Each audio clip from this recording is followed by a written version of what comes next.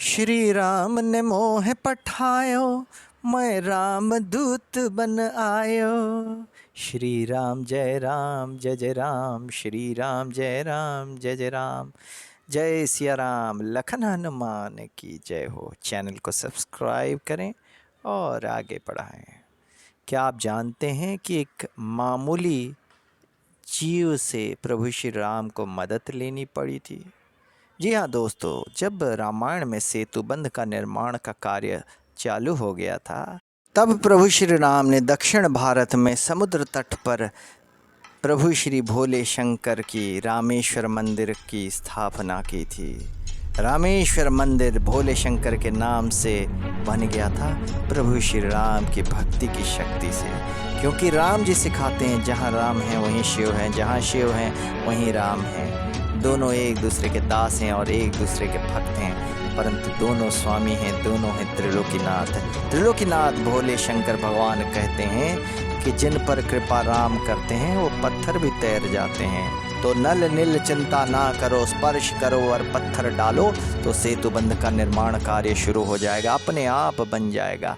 कहते हैं ना, प्रभु की कृपा होती है तो अपने आप आपके कार्य बन जाते हैं और आप मार्ग की तरफ अपने आप बढ़ जाते हो और मार्ग प्रस्तुत हो जाता है और मंजिल की ओर बढ़ के मंजिल को प्राप्त भी कर लेते हो, लक्ष्य प्राप्ति हो जाती है और आप कामयाब और कामयाब तरीन बन जाते हो। यानी कि सबसे बड़े सफल पुरुष यदि आपको बनना है तो प्रभु श्री राम के शरण में रहते हुए आपको कार्य करना होगा। सेतुबंध निर्माण कार्य समय सभी लोग पत्थर डाल रहे थे, नल नील हाथ लगा के डाल रहे थे, पत्थर तैरने लग गया। तभी तो कहते हैं जिन पर कृपा राम करें वो पत्थर भी तिर जाते हैं। प्रभु श्री राम की कृपा जिस पर होती है उसके ऊपर 33 कोटि देवताओं की कृपा होती है। यह देखकर एक मामूली सी नन्हा गिलहरी एक जीव है, वह जा कर के वहाँ पे भी उसने भी पत्थर उठाने की कोशिश की। बेचारा छोटा गिलहरी पत्थर क्या उठाएगा, छोटे छोटे रेत के टुकड़े उठा के, पत्थर कंकर उठा करके उसने भी गिराना शुरू किया। किसी की दृष्टि नहीं पड़ी, लेकिन प्रभु श्री राम की नज़र पड़ गई, कृपा दृष्टि उसके ऊपर पड़ गई और उन्होंने कहा, हे गिलहरी तू यह क्या कर रहा है? गिलहरी कहता है कि प्रभु श्री राम के इस परम कार्य में, इस पुण्य कार्य में मैं भी अपना योगदान देना चाहता हूँ, इसीलिए प्रभु मुझे भागीदार बनाइए। इस गिलहरी की भक्ति की शक्ति को देखकर प्रभु भावुक हो गए, प्रभु की आंखों में आंसू आ गए और प्रभु ने कहा, देखो सब लोग मेहनत कर रहे हो, परंतु किसी ने ये नहीं देखा कि एक नन्हा सा गिलहरी पुण्य करने के लिए भक्ति की शक्ति में श्रद्धावान बन करके किस प्रकार प्रभु श्री राम के कार्य में कार्य कर रहा है।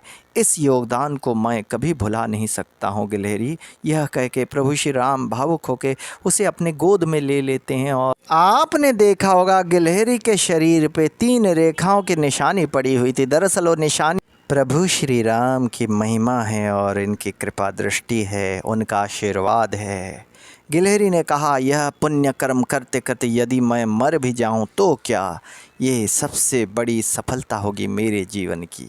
तो कहते हैं अगर आपको सफल बनना है तो बूंद बूंद से भी आप सागर भर सकते हैं। गिलहरी से सीखने को यह मिलता है, प्रभु श्री राम की कृपा से यह सीखने को मिलता है कि आप जो भी कर्तव्य करते हो, छोटा बड़ा योगदान देते हो, वही छोटा योगदान बड़ा बन जाता है। जुड़ जुड़ के 1 रुपये एक दिन 1 लाख रुपए भी होते हैं और 1 लाख रुपए धीरे धीरे वही 1 रुपये जुड़ जुड़ के 1 करोड़ रुपए भी बनता है। इसलिए छोटी मेहनत को छोटा ना समझे, काम चाहे छोटा हो या बड़ा हो, काम काम होता है और प्रत्येक कर्म अनेक बड़ा कर्म होता है। यही जान लीजिए, यही सीख पा लीजिए रामायण से और इस YouTube चैनल से।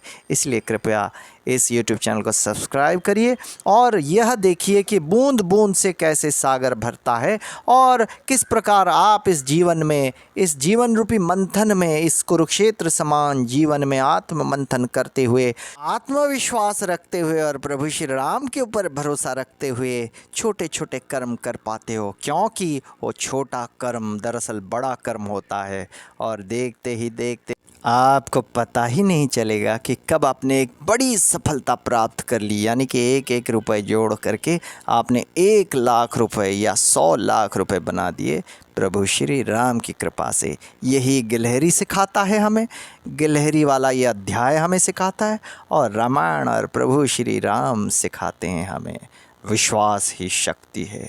कर्म करते जाइए, करते जाइए, एक ना एक दिन कर्म का फल अवश्य मिलेगा प्रभु श्री राम की कृपा से। जय श्री सच्चिदानंद श्री नारायण श्री मर्यादा पुरुषोत्तम श्री रामचंद्र महाराज की जय हो।